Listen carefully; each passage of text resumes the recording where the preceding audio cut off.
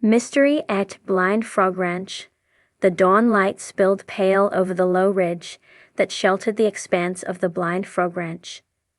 Cracked sagebrush stood erect like silent sentinels in the chill air, their shadows long and trembling across the ground. The site lay just beyond the ranch's southern fence, a once innocuous clearing where azure-green beads now gleamed like scattered gems in the desert dust. It had begun in the night, a sudden tremor rolling through the ground, barely perceptible, yet enough to stir the soil and shift the beads out of their arranged pattern. In the morning, what looked like a ritual tableau was changed into a chaotic scatter. The beads glowed faintly beneath the thin layer of sand, their uniform sizes varying only by hand's error. Hundreds of them, once aligned in strict grid lines, now lay irregular, some cracked, others missing. The air still held the acrid scent of spent energies, like ozone after lightning, but far too persistent. In the immediate hours, the site was cordoned off with orange tape. The ranch's caretaker paced the perimeter in stiff boots, scanning nothing and everything. Helicopter blades thrummed overhead in the early light. Officials from distant agencies, unmarked vans at the edge of the property, the quiet hum of equipment being unpacked. No one spoke of what the beads were or where they came from. Their material glowed under ultraviolet light, responded to magnetic sweeps, and set off radiation detectors. Yet no one claimed them. They remained objects of fracture and wonder. The first theory posited an extraterrestrial origin. After all, Blind Frog Ranch had become synonymous with strange lights, unexplained craft, and the whispers of things unseen. But those in charge of the investigation seemed reluctant to embrace that narrative. Too many variables to control, too many unknowns. Instead, they cataloged the beads by catalog number, affixed them to steel trays, and sealed some in lead-lined containers. Yet the grid remained. Under a midday sky, the grid looked innocent, almost geometric, as if someone had drawn a giant dot matrix in the sand, then walked off and left it. As wind rose in the afternoon, the beads rattled like small bells in the bone-dry air. Sand drifted across them, threatening to bury the evidence. But the grid persisted, each row and column faintly discernible even in the swirl of dust. The shadows of the beads contrasted sharply with the pale sand, each dot like a wound in the earth, deepened with an unnatural stillness. Instruments stationed around the perimeter recorded fluctuations in the magnetic field, bursts of infrared heat, and low-frequency hums. At exactly 2:17, all the instruments simultaneously registered an impulse, a faint pulse that lasted less than a second. The beads themselves shimmered, their glow intensifying briefly, then faded. In the morning, one bead was missing from the grid's southernmost row. No disturbance of sand. No track leading away. The missing bead, numbered serial 237 according to the catalog, was logged absent. Its disappearance defied explanation. The sweep cameras showed no one entering the secured zone. The soil showed no footprint. The only anomaly, a tiny circular depression in the sand, just large enough for the bead to have balanced in, then vanished. Speculation ran wild. Some guessed a subterranean exhalation, a gas release that propelled the bead through fracturing ground. But the ground beneath those beads had been tested. Stable rock formation with no fractures.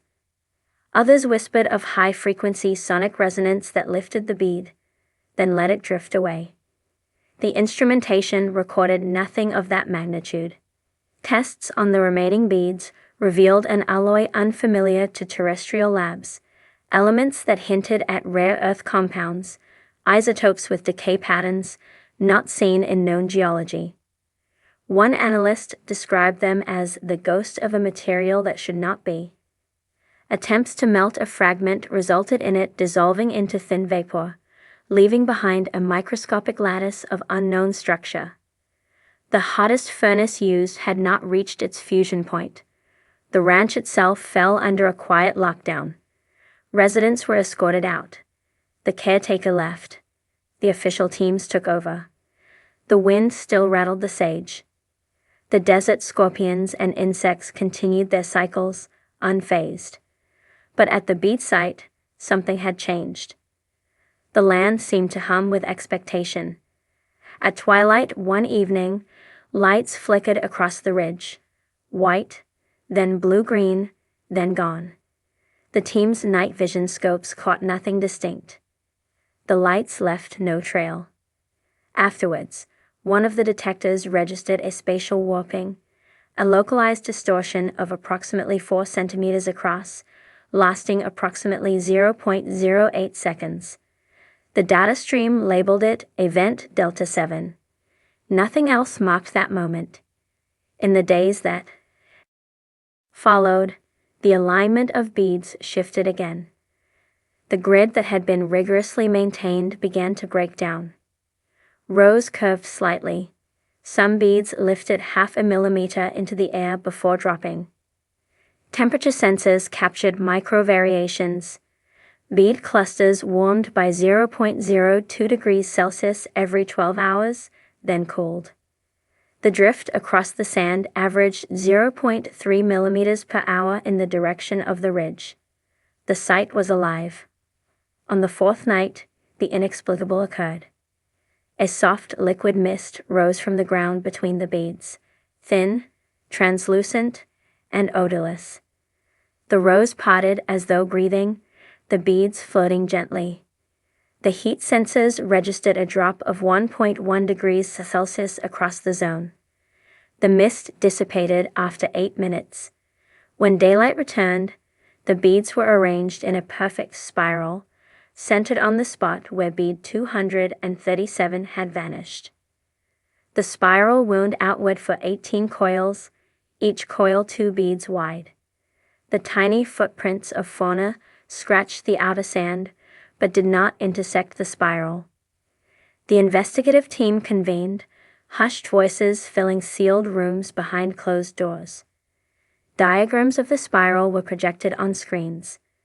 The data analysts traced the retreat of each bead from its original position. None had left the site. None. They simply moved, on their own, or by forces unknown. A barbed wire fence was erected around the immediate area. Drones hovered. Yet the next night the spiral shifted. It contracted into a tighter knot, the outer coils overlapping. The temperature sensors registered a microflash of 4.7 degrees Celsius in the center, the ground beneath bubbling minutely for 0.2 seconds. When the bubble subsided, one more bead had vanished, serial 315. The remaining beads vibrated faintly for nearly 20 minutes afterwards, and still the site gave no explanation. The mystery deepened. The ranch remained locked. All media access banned. Rumors circulated among locals. Some said the missing beads had been teleported. Others claimed they were absorbed into another dimension. A small subset of ranch staff recalled hearing a low tone, less than 20 hertz, 5 nights earlier. Others denied it. No recording captured it. Instruments detected a steady increase in neutrino flux around the grid. The detectors were not configured for that purpose. They registered leakage noise, but the same pattern repeated for 3 nights in a row. A neutron monitor near the site ticked up slightly. None of the scientists published this yet. A drone crew filming the site for surveillance accidentally captured a faint outline of a figure. It hovered low over the sand for 3 seconds, silhouette slender, indistinct. The footage was removed from live feed by direction of an unmarked official. The ranch gates closed behind the crew. No explanation. Meanwhile, the remaining beads glowed brighter each night. The color shifted from azure green to teal. Under UV light, they revealed fine filigree patterns etched on their surfaces, circumferential bands, radial spokes, fractal micro-etchings invisible to the naked eye during daylight. These patterns were consistent across all beads. Analysts speculated they might form a code or a key to orientation, but decoding proved impossible. The language had no analog in any known script or symbol system. On the 9th night after the tremor, the grid's outline vanished. The beads were buried beneath drifting sand. A uniform layer of dune crust formed overhead. All surveillance recorded the disappearance of lines. The beads remained, but only visible under shallow excavation. They lay in mixed groupings, no apparent order. The team deemed this Phase 2. Excavation continued, and uncovered, 10 centimeters beneath the surface, a single, circular black disk. Diameter, 58 centimeters. Material, unknown metal, corrosion-free, bearing the same micro-etchings as the beads. Location, center of the original grid. The disk was partially embedded in rock. The rock face around it fractured. Radiometric dating of adjacent strata revealed an anomaly. Sediment layers, which should have deposited over millennia, instead recorded a recent offset. The disk had disrupted geological time. The disk was removed under heavy containment. The soil around it glowed faintly under infrared imaging. The remote sensors captured a decline in gamma radiation immediately after removal. The air in the encased chamber went calm. Pressure sensors indicated a brief negative pressure wave. In the next hours, the ranch's power grid experienced a faint surge. Nearby communication towers recorded interference, signal dropout across multiple bands. For 23 minutes, no radio, no cellular, no satellite link. Then systems resumed normal, but logs showed a new network traffic pattern coming from the containment site. An encrypted burst of data lasting 1.6 seconds, comprised of 4.3 gigabits. Analysts did not know the source.